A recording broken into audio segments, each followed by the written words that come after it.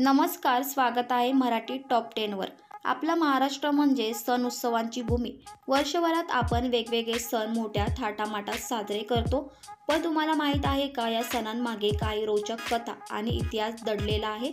चला तर मग आजच्या व्हिडिओमध्ये जाणून घेऊया 10 लोकप्रिय मराठी सण आणि त्यामागील कथा।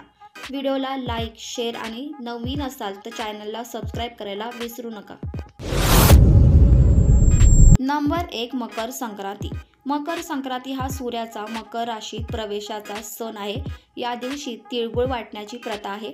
अशी आख्यायिका आहे की संत शंकराचार्यांनी लोकांमध्ये ऐक्य निर्माण करण्यासाठी हा सण प्रचलित केला। याच दिवशी भीष्म पितामहांनी उत्तरायणात प्राण सोडले होते असे मानले जाते। नंबर 2, महाशिवरात्री। महाशिवरात्री भगवान शिवाच्या पूजेसाठी प्रसिद्ध आहे। या रात्री भगवान शिव आणि पार्वतीचा विवाह झाल्याची कथा आहे। काही पुराणांनुसार या दिवशी शिवांनी तांडव नृत्य केले होते, म्हणून या रात्री जागरण करण्याची प्रथा आहे। नंबर 3, गुढीपाडवा। गुढीपाडवा म्हणजे हिंदू नववर्षाचा पहिला दिवस। या दिवशी गुढी उभारली जाते, जी विजय आणि समृद्धीचे प्रतीक आहे। पुराणकथेनुसार भगवान रामाने रावणावर विजय मिळवल्यानंतर अयोध्येत गुढी उभारण्यात आली होती। नंबर 4, रामनवमी। रामनवमी हा भगवान श्रीरामाचा जन्मदिवस मानला जातो। अयोध्येत राजा दशरथाच्या घरी श्रीरामाचा जन्म झाला आणि पुढे त्यांनी रावणाचा वध करून अधर्मावर धर्माचा विजय मिळवला। या दिवशी मंदिरांमध्ये राम जन्माची मोठी पूजा केली जाते। नंबर 5, हनुमान जयंती। हनुमान जयंती हा हनुमानाच्या जन्माचा सण आहे। हनुमानाला महादेवाचा अंश मानले जाते।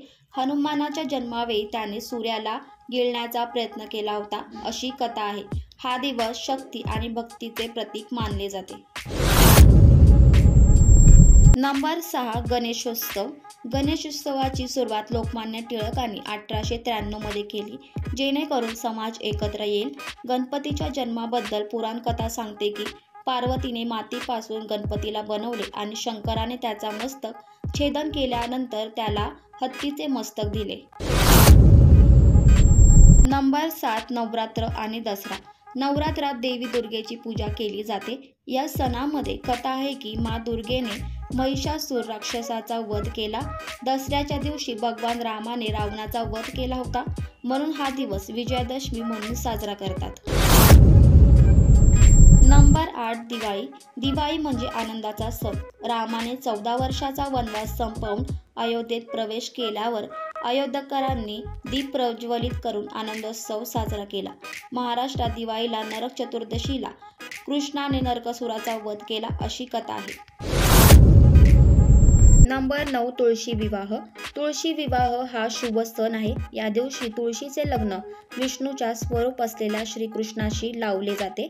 पुराणकथेनुसार जालंधर राक्षसाची पत्नी वृंदा हिचे तुळशीमध्ये रूपांतर झाले आणि तिने विष्णूशी विवाह केला। नंबर 10, भाऊबीज। भाऊबीज हा भावा बहिणीच्या प्रेमाचा सण आहे। यामागे अशी कथा आहे की यमराज आपल्या बहिणीकडे गेला होता आणि तिने त्याचे औक्षण करून त्याला दीर्घायुष्याचा आशीर्वाद दिला, म्हणूनच भाऊबीजेला बहीण भावाला औक्षण करून दीर्घायुष्याची प्रार्थना करते। तर मित्रांनो, हे होते 10 लोकप्रिय मराठी सण आणि त्यामागील कथा। तुम्हाला कोणता सण सर्वात जास्त आवडतो कमेंटमध्ये नक्की सांगा। धन्यवाद।